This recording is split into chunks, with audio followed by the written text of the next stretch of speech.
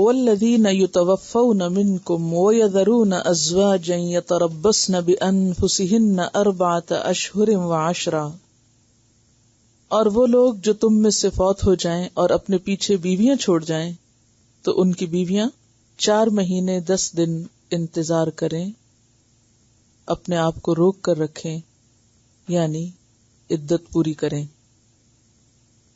تو اس سے پتہ چلتا ہے کہ ہر بیوہ عورت کی عدت 4 ماہ اور 10 دن ہے، خواہ وہ جوان ہو یا بوڑھی ہو۔ ہاں، اس میں صرف ایک استثنائی صورت ہے، اور وہ ہے کہ اگر عورت حاملہ ہو تو اس کی عدت وضع حمل یعنی بچے کی پیدائش پر مکمل ہو جائے گی، خواہ وہ 3 دن کے بعد ہو جائے یا پھر وہ 9 مہینے کے بعد ہو۔ عدت گزرنے کے بعد فَإِذَا بَلَغْنَ أَجَلَهُنَّ، جب وہ اپنی مدت کو پہنچ جائیں، عدت پوری کر لیں، فَلَا جُنَاحَ عَلَيْكُمْ فِي مَا فَعَلْنَ فِي أَنفُسِهِنَّ، تو پھر تم پر کوئی گناہ نہیں جو بھی وہ اپنے بارے میں فیصلہ کریں بالمعروف، بھلے طریقے سے، یعنی دوسری شادی کا۔ واللہ بما تعملون خبیر، اور اللہ ساتھ اس کے جو تم عمل کرتے ہو باخبر ہے۔ تو یہاں ہم دیکھتے ہیں کہ بیوہ عورت کی جو عدت ہے وہ 4 ماہ 10 دن بتائی گئی ہے، جو تقریباً 17 ہفتے اور 5 دن بنتی ہے، تقریباً 130 دن پر مشتمل ہے۔ یہ 4 مہینے بھی ہو سکتی تھی، 4 مہینے 20 دن بھی ہو سکتی تھی، 15 دن بھی ہو سکتی تھی، لیکن 4 مہینے 10 دن ہی کیوں؟ تو ضرور اس میں کوئی نہ کوئی حکمت ہے۔ تو بات یہ ہے کہ حمل کا جو 16واں ہفتہ ہوتا ہے، 16th ویک، اس کے اختتام پر بچہ ماں کے پیٹ میں ہلنا جلنا شروع کر دیتا ہے، اور عموماً ایسا ہی ہوتا ہے۔ لیکن اگر 1.5 ہفتہ یعنی تقریباً 12 دن اور آگے بڑھا لیا جائے، یعنی 17 ہفتے، 16 کی بجائے 17 ہفتے اور 5 دن، تو اس کا فائدہ یہ ہوگا کہ یہ بات یقینی طور پر معلوم ہو جائے گی کہ عورت حاملہ ہے یا نہیں، کیونکہ عورت کو عدت کا جو پابند کیا گیا ہے اس میں کئی ایک مصلحتیں ہیں، حکمتیں ہیں، جن میں نمبر 1 یہ کہ آنے والے بچے کا نسب محفوظ ہو، یعنی ایک انسان کا حق ہے کہ اس کو اس کی آئیڈینٹی ملے کہ وہ کس کا بیٹا ہے اور اس کا کون کیا رشتہ دار ہے۔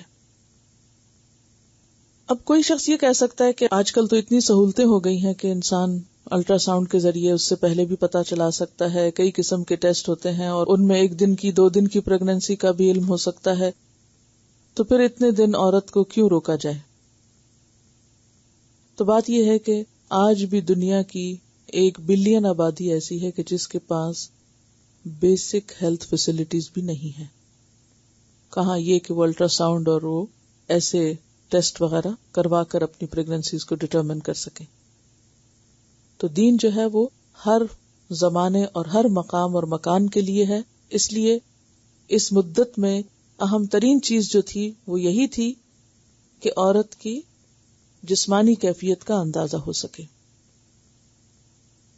پھر اس کے بعد یہ ہے کہ انسان اگر کسی جسمانی سرجری سے بھی گزرتا ہے تو اس کو ہیلنگ کے لیے وقت چاہیے، یا پوری طرح جسم کو اکوموڈیٹ کرنے کے لیے اس سرجری کو یا اس روٹین کو عادی ہونے کے لیے انسان کو ایک وقت لگتا ہے۔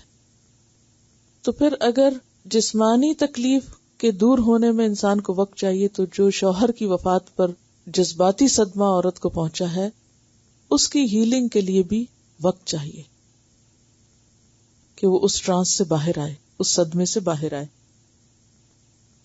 اور ولادت کے ساتھ اس عدت کو کیوں ختم کر دیا گیا؟ کیونکہ عموماً یہ ہوتا ہے کہ شوہر کی وفات ایک لاس ہوتا ہے، لیکن جب بچہ پیدا ہو جاتا ہے تو عورت کو اس بچے میں ایک اور ہوپ نظر آنے لگتی ہے، تو وہ اس سینس آف لاس میں کمی ہوتی ہے، اس لیے اس کی عدت جو ہے وہ اس مدت تک رکھی گئی۔ پھر اسی طرح یہ ہے کہ عورت کو عدت کی حالت میں چونکہ زیب و زینت سے منع کیا گیا ہے، نکاح سے منع کیا گیا ہے، گھر سے نکلنے سے منع کیا گیا، یعنی 3 بڑی چیزیں ہیں عدت میں۔ حالت عدت میں 3 خاص پابندیاں ہیں یا 3 نہ کرنے کے کام ہیں. وہ کیا ہیں؟ زیب و زینت سے پرہیز، نکاح کرنے سے پرہیز اور گھر سے نکلنے سے پرہیز. تو یہ پابندیاں کیوں لگائی گئیں؟ اس کے پیچھے بھی حکمت ہے. جہاں تک گھر سے نہ نکلنے کا تعلق ہے تو اس میں یہ ہے کہ عورت کو سکون کے ساتھ، یکسوئی کے ساتھ ایک جگہ رہ کے کچھ سوچنے سمجھنے کا موقع مل جاتا ہے. اور پھر یہ ہے کہ باہر لوگوں میں جب وہ مکس اپ نہیں ہوتی تو پھر نکاح کا پیغام آنے کے چانسز بھی کم ہو جاتے ہیں. پھر اسی طرح یہ ہے کہ بیوہ عورت پر عام طور پر لوگ شک کرتے ہیں، انگلیاں اٹھنے لگتی ہیں، نظریں اٹھنے لگتی ہیں. تو عورت کو اس مشکل سے بھی بچایا گیا ہے کہ جب تک وہ اور نکاح کر نہیں سکتی تو اسے کسی سے بھی منسوب نہ کیا جائے یا اس پر کوئی ایسی بات نہ کی جائے، اس کی عزت و عصمت پر حرف نہ آئے. اور اسی وجہ سے زیب و زینت سے بھی روکا گیا ہے. پھر یہ ہے کہ چونکہ وہ ایک صدمے کی کیفیت میں ہوتی ہے اور پھر بعض اوقات صدمے کے ساتھ غم اور غصہ اور چڑچڑاپن اور یہ کیفیات بھی ہوتی ہیں، اس کے لیے اس کو اپنے اون پر ایک ٹائم چاہیے ہوتا ہے.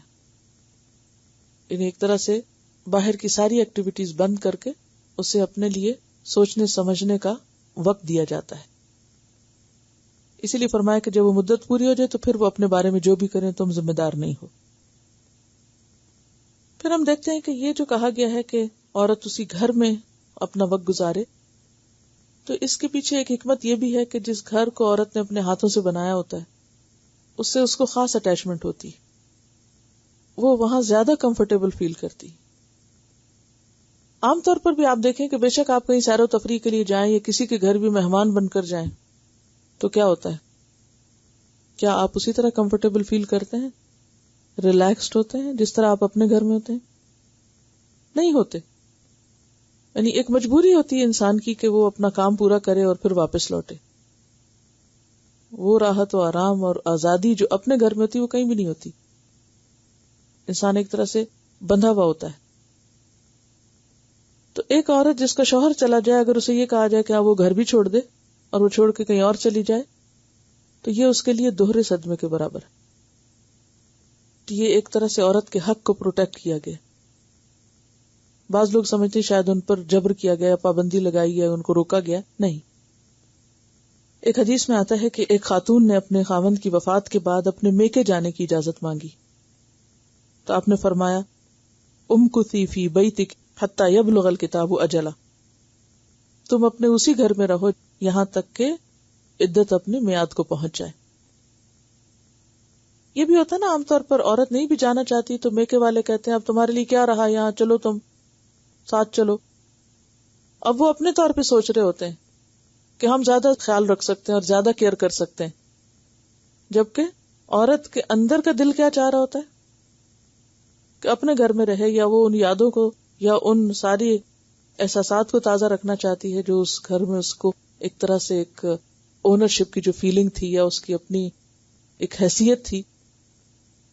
تو اس لیے اس میں بہت بڑی حکمت ہے کہ اس کو اسی گھر میں رہنے کے لیے کہا گیا. اور اس میں صرف یہ نہیں کہ اس عورت کو پابندی لگائی جا رہی بلکہ اس کو حکم دے کے باقی آس پاس کے لوگوں کو بتایا جا رہا ہے کہ یہ اس کا حق ہے، اس کو یہیں رہنا ہے.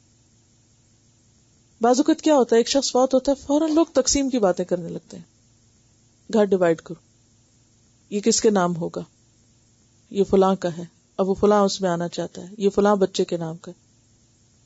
اب وہ بیٹا اور بہو صاحبہ تیار کھڑی ہیں کہ کس وقت یہ ماں نکلے اور یہ گھر ہم قبضہ کریں.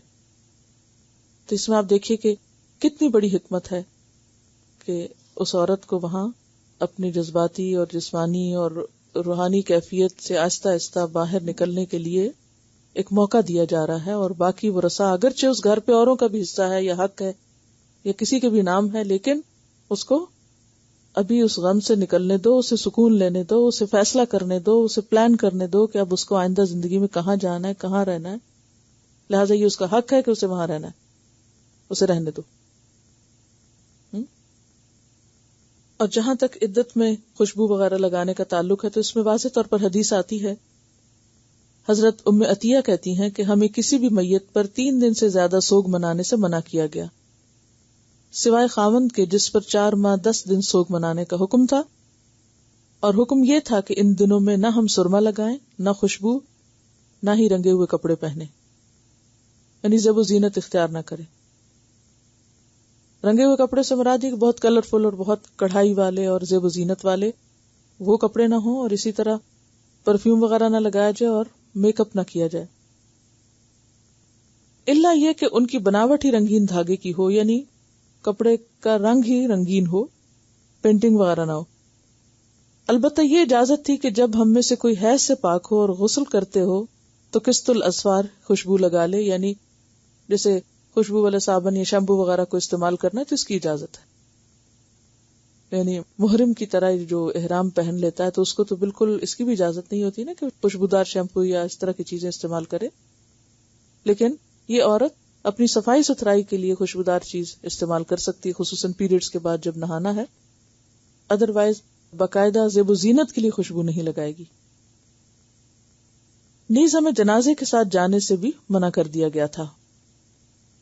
نبی صلی اللہ علیہ وسلم نے فرمایا، کسی عورت کو جو اللہ اور یوم آخرت پر یقین رکھتی ہو جائز نہیں کہ کسی میت پر 3 دن سے زیادہ سوگ کرے، بجز اپنے شوہر کے جس پر اسے 4 ماہ 10 دن تک سوگ منانا ہے۔ حضرت زینب بنت ابی سلمہ کہتی ہیں کہ میں نے اپنی والدہ ام سلمہ کو یہ کہتے سنا ہے کہ ایک عورت نبی صلی اللہ علیہ وسلم کے پاس آئی، کہنے لگی کہ میری بیٹی کا خاوند مر گیا ہے، اب اس کی آنکھیں دکھ رہی ہیں، کیا ہم اسے سرما لگا سکتے ہیں؟ آپ نے فرمایا نہیں۔ پھر اس عورت نے دوبارہ وہی سوال کیا، آپ نے فرمایا نہیں۔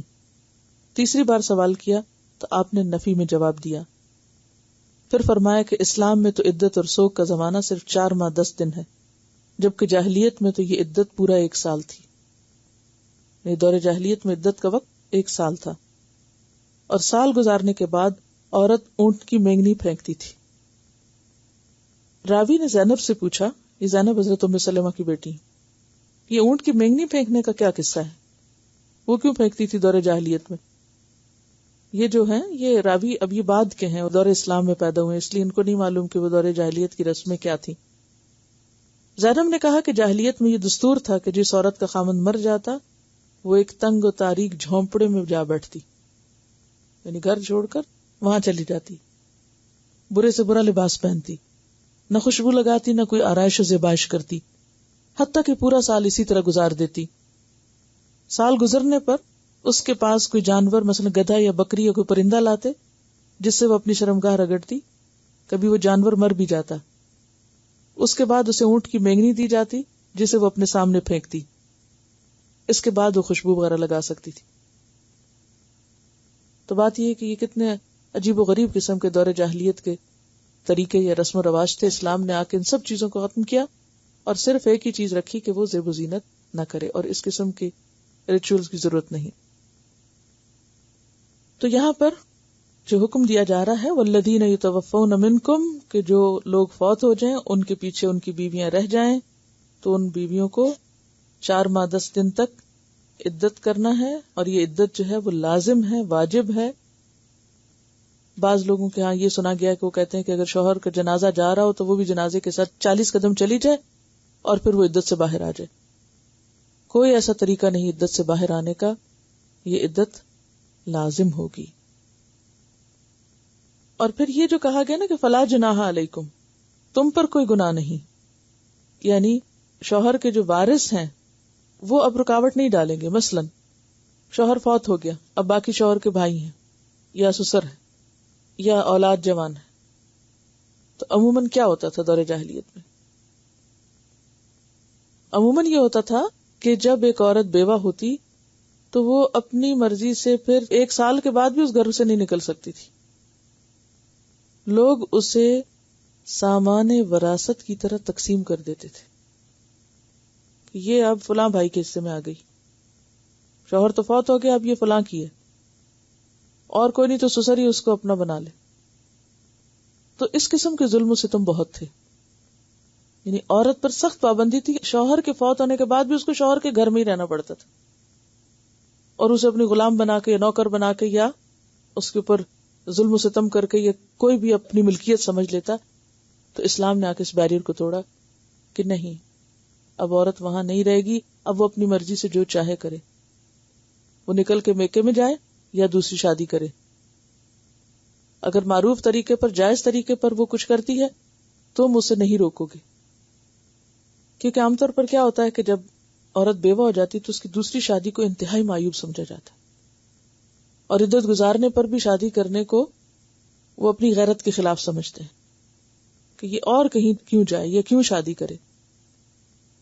اور اس میں ظاہر ہے کہ عورت کا ایک حق جو ہے وہ تلف ہوتا ہے، اور بعض اوقات یہ تانا بھی دیا جاتا ہے کہ ابھی تو کفن بھی میلا نہیں ہوا اور اس کو شادی کا شوق ہے، اور یہ تو پہلے ہی چاہتی تھی اور اس نے تو شکر کیا، اور اس طرح کے جھوٹے قسم کے الزامات عورت پر لگائے جاتے ہیں.